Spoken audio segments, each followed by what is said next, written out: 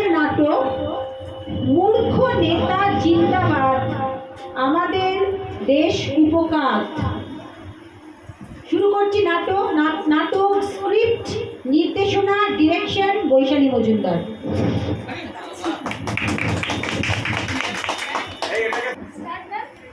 নমস্কার বন্ধুরা, সকলকে প্রণাম জানিয়ে আমাদের বিশেষ অনুষ্ঠান আজকে শুরু করতে চলেছি। আজ আমরা আমাদের এই অনুষ্ঠানের মাধ্যমে আমাদের দেশের কিছু সুযোগ্য সুখ্যাত নেতা ও নেত্রীদের সঙ্গে আপনাদের আলাপ করিয়ে দেব। এমনি এমনি নয়, তাদের সাক্ষাৎকারের মাধ্যমে। তারা আমাদের মূল্যবান তাদের সময় ব্যয় করতে রাজি হয়েছে, সেই জন্য আমরা তাদের কাছে খুবই কৃতজ্ঞ। এই যা, আমি তো আমার পরিচয় করে দিয়ে ভুলে গেছি। এই ক্যামেরা ঠিক করে ধরো। নমস্কার, আমি হলাম শ্রী নিত্যানন্দ পুরকায়স্থ, হাবি জাবি সংবাদ পত্রিকার একমাত্র সম্পাদক। এখন আমরা চলে এসেছি প্রখ্যাত নেতা শ্রী নিরক্ষর কুমারের বাড়ির সামনে। আসুন, তার বাড়ির ভেতর প্রবেশ করা যাক। নমস্কার নমস্কার নমস্কার নমস্কার নমস্কার নমস্কার। নমস্কার নমস্কার।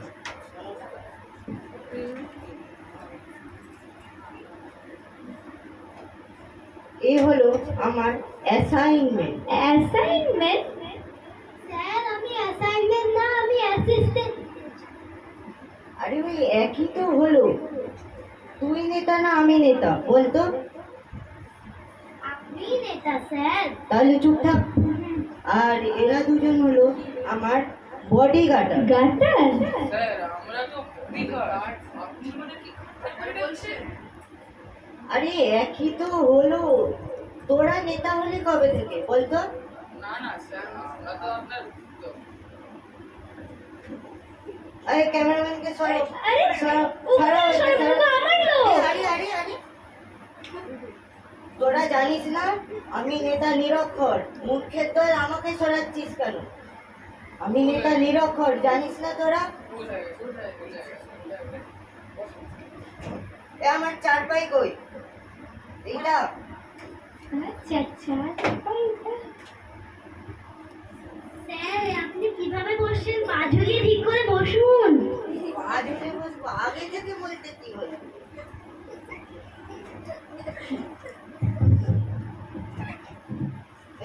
আপনিও বসুন। হ্যাঁ হ্যাঁ হ্যাঁ। আচ্ছা নিরক্ষর বাবু, আপনি কবে জন্মেছেন? অত দিনক্ষণ বলতে পারবো না। কিন্তু এতটা জানি, আমার জন্মের পর ইংরেজরা দেশ ছেড়ে পালিয়ে গেছে। আচ্ছা আচ্ছা আচ্ছা, এবার আপনাকে একটু জেনারেল নলেজ নিয়ে প্রশ্ন করি। এই জেনারেল নলেজটা আবার কি রে? স্যার, জেনারেল নলেজ মানে সাধারণ জ্ঞান। সাদা রঙের গান? আচ্ছা বুঝলাম। আচ্ছা বলুন তো, চাঁদে প্রথম কে পা রেখেছিলেন? ওই তো আম্মাস্ট্রং। আর্মস্ট্রং? স্যার, ওটা আর্মস্ট্রং না, নীল আর্মস্ট্রং। আর ওই একই তো হলো। তুই নেতা না আমি নেতা? আচ্ছা আচ্ছা, ঠিক আছে। এবার বলুন তো, চাঁদের দ্বিতীয় পা কে রেখেছিলেন? এইটা একটা প্রশ্ন হলো? কেন? যে প্রথম পা রেখেছিল সেই তো দ্বিতীয় পা রাখবে, ঠিক এমন করে। আচ্ছা যাকে। আচ্ছা, আপনার সরকার কেমন চলছে? আমার সরকার তো রাম ভরসা। এটাও কি সম্ভব? এটাই তো হচ্ছে।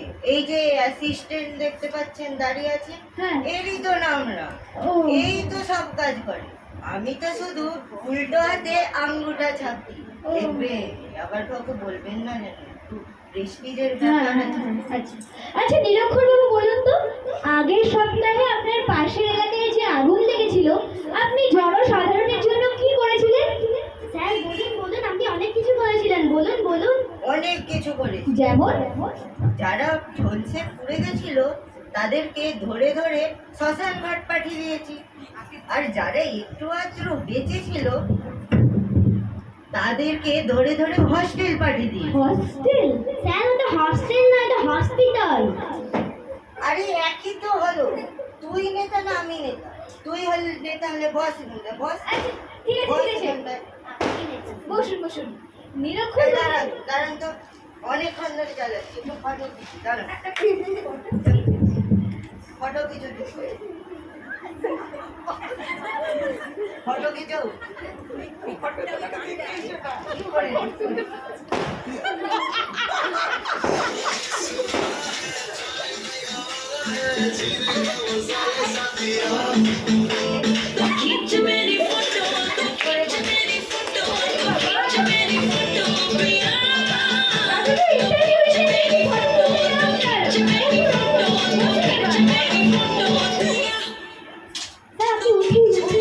ফটো কি তুলতে হবে না? ফটোই তো তুলছি। ঠিক আছে ঠিক আছে।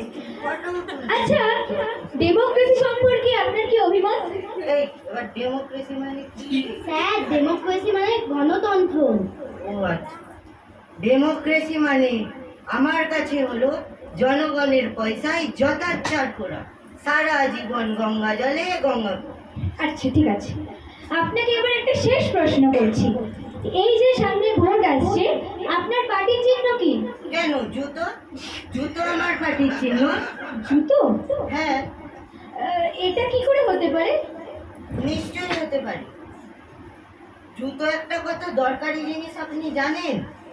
জুতো পরেই সবাই হাঁটে।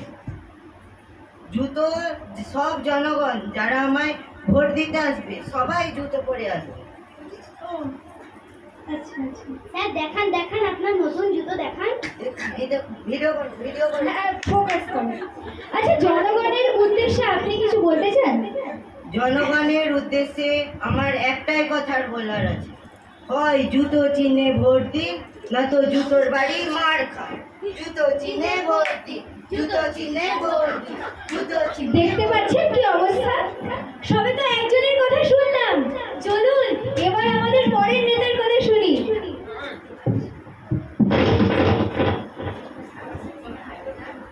হ্যালো বন্ধুগণ, হ্যালো নমস্কার হ্যালো বন্ধুগণ, আপনারা বসুন। তিনি তো আবার কোনো সভায় বক্তৃতা দিচ্ছেন। বন্ধুগণ, বসুন। আমি ব্যর্থ চট্টোপাধ্যায় আপনাদের কথা দিচ্ছি, আপনাদের ও আপনাদের দেশের মানচিত্র পাল্টে দেব যদি আপনারা আমাকে বিপুল ভোটে ভোট দেন। আপনারা আমার সাথে সহযোগিতা করুন, আপনাদের সাথে লড়াই করে চলুন।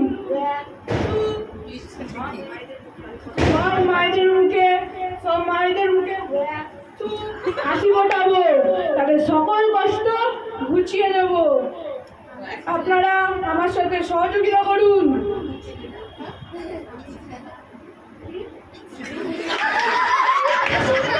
আমি আছি, আমি বারবার আসবো, আমি আমার জায়গা কাউকে নিতে দেবো না।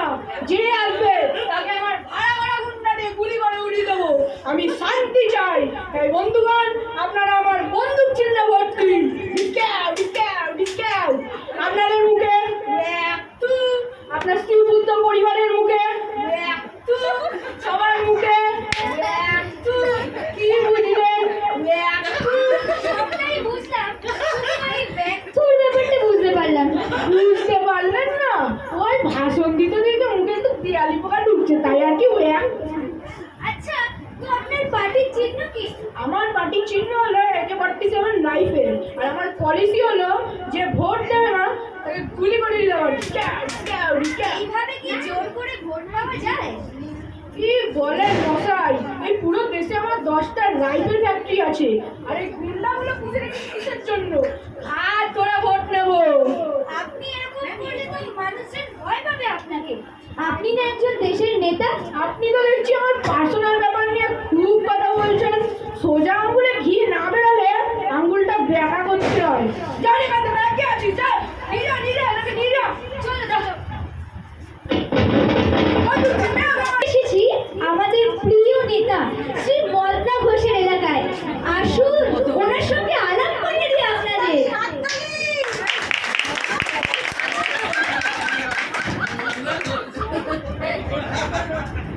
আরে কে আছিস? একটু লাইন জল নিয়ে আয়। নমস্কার নমস্কার নমস্কার। হ্যাঁ হ্যাঁ হ্যাঁ, কিছু মনে করবেন না, এই মদনা একটু নাকে থাকতে হবে। এই যে নিত্য বাবু, আপনি খাবেন না? না না, আমার এসব একেবারেই চলে না। আপনার একটা সাক্ষাৎকার নিতে এসেছিলাম। এই ক্যামেরাটা ওনার মুখে ফোকাস করো। ঠিক আছে তো? আচ্ছা নিরালান, আপনি কিছু জিজ্ঞেস করার আগে আমি একটু দমটা নিয়ে নিই। এবার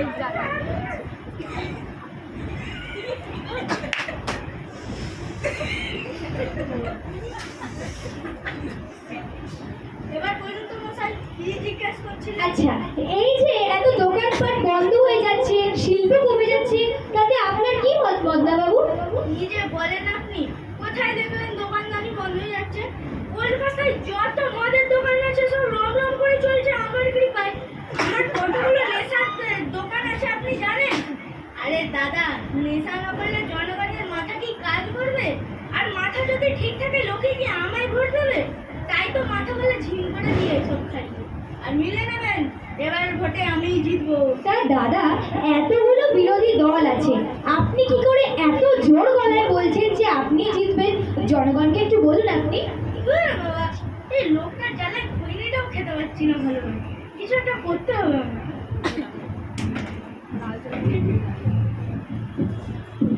বন্ধুগণ, প্রথমে আপনাদের ভোটে জিততে গেলে আপনাদের পকেটের ভেতর থেকে হাতটা বের করে শক্ত করে মুঠে করতে হবে, তাহলেই আপনারা লড়াই করতে পারবেন বড় কঠিন সময়, বিপদের সময়। তাই বন্ধুগণ, নিজেদের বুদ্ধির খাপটাকে খুলুন এবং আপনাদের বুদ্ধিটাকে বাইরে বের করে আনুন এবং সেইটাকে সঞ্চয় করে আপনাদের দেখতে হবে আপনাদের জয় আমার জয়। বিরোধী দলেরা আমাদের বিরুদ্ধে চক্রান্ত করছে, তাই বন্ধুগণ, বিরোধী দলের এবারের ভোটে আমাদের কঠিন লড়াই লড়তে হবে। বিরোধীদের একেবারে দলায় মলায় করে ধ্বংস করে দিতে হবে। তাতেও যদি ধ্বংস না হয়, পেটাই করে দিয়ে টিপে পিষে শ্রীঘরে চালান করে দিতে হবে। তারপরে আবার ঘৃণা করে ফেলে দিতে হবে। আর আপনার পার্টির চিহ্ন কি জানতে পারি? আমার পার্টির চিহ্ন হলো লাল বোতল। তাই বন্ধুগণ, এবারের ভোটে আপনারা সবাই লাল বোতল চিহ্নে ভোট দেবেন। আপনাদের সব নেশার দায়িত্ব এই মদ নয়।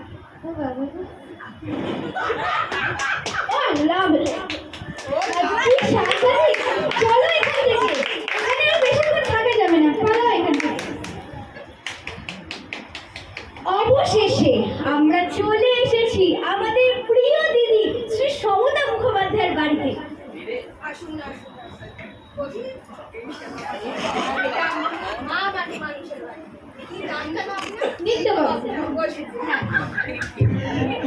আচ্ছা দিদি, আপনার তো প্রচুর গুণ আছে শুনেছি। আচ্ছা তো, আমি সব জানতা গামছাওয়ালা। আমি ভালো গান গাইতে পারি, আমি ভালো নাচ করতে পারি, আমি ভালো আঁকতে পারি, আমি ভালো গান রচনা করতে পারি, ইত্যাদি ইত্যাদি। আচ্ছা আচ্ছা, আচ্ছা বলুন তো, চাঁদে প্রথম কে গিয়েছিল? চাঁদে প্রথম গিয়েছিলেন আমাদের ভারতবর্ষ থেকে রাকেশ রোশন।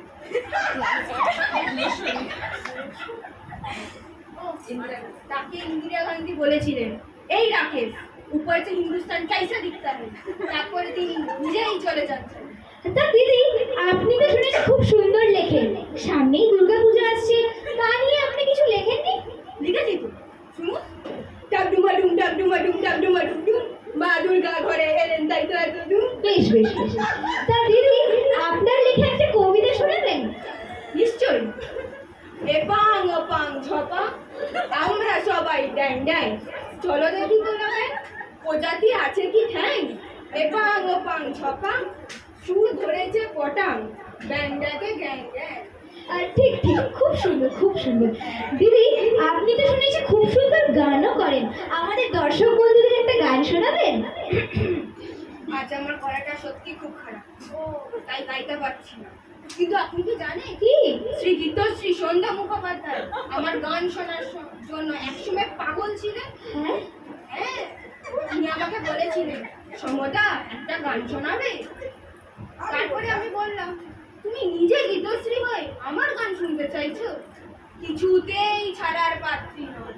আমার ঘন্টা ধরে ফোনে বকবকুম বক বকবকুম বক বকবকুম বক করেই গেল। তারপরে আমি গান শুনলাম, তিনি উচ্ছ্বাসিত প্রশংসা। আচ্ছা আচ্ছা। তা দিদি, আপনি নাকি একবার সরস্বতী পুজো করেছিলেন শুনেছিলাম? হ্যাঁ, করেছিলাম, এখনো মনে আছে। জয় জয় দেবী চরাচর সারি, যাক যাক যাক, দিদি খুব শুনে গেছে। একটা প্রশ্ন ছিল। এই বসুন তো আপনি, বসুন। দিচ্ছি তো বসুন না। সব জায়গায় উঠে আপনি তামাশা করবেন। আচ্ছা,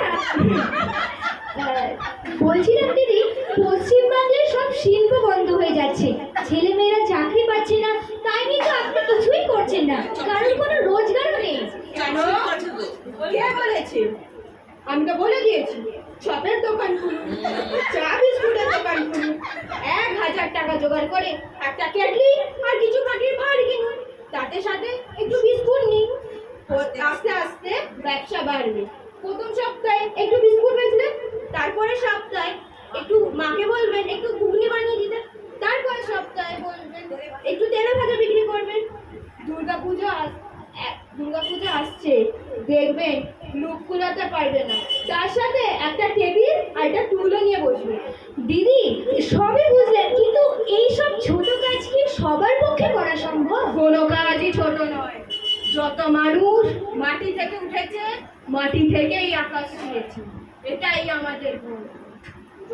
পুজোর সময় ঘুরবেন আর দরকার হলে ঝাড়মুড়ির মতন একটু কৌটো করে নিলেন, তাতে কিছু বাদাম দিলেন, তাতে কিছু ছোলা দিলেন, দেখবেন বিক্রি কত হবে। ঠিক আছে, এসব কথা বাদ দিন। দিদি সামনে ভোট, তাই নিয়ে কি আপনার কিছু বলার আছে আমাদের দর্শক বন্ধুদের? যেমন আমাকে পুরো কাজ তো না, হাফ কাজ। হাফ কাজ তো? যাই হোক, আমি বলে দিয়েছি। সকল মা বোনেদের ঘরে ঘরে আমি 5000 টাকা করে লক্ষ্মী ভান্ডার দেব। আমি এই তো পশ্চিমবঙ্গকে লন্ডন বানিয়ে ছাড়বো। আগামী এই বছর, এত বছর ধরে আমার শাসন চলছে, আগামী বছরগুলোতেও আমারই দল এগিয়ে থাকবে। কারুর আর কোনো জায়গা নেই। মানুষকে আমাকেই ভোট দিতে হবে। তাই আমি আল্লাহর নামে শপথ করে বলছি, জয় আল্লাহ। চলো, এখানে আর বেশিক্ষণ থাকা যাবে না, এখানে থাকলে পুরো মাথাটাই পাগল হয়ে যাবে। দেখলেন তো বন্ধুরা, আমরা কোথায় বাস করছি? মরলতে লেসেন কি, আমরা সকলেই একটা পাগলা ভারতে বাস করছি।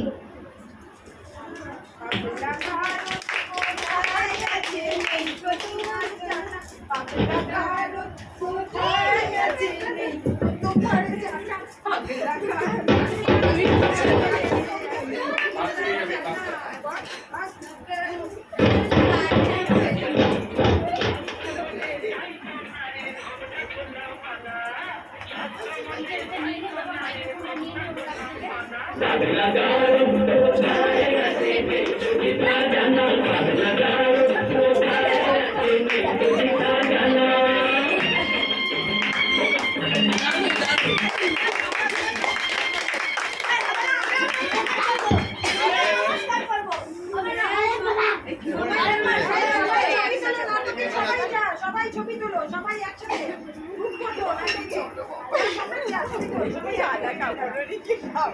Group photo.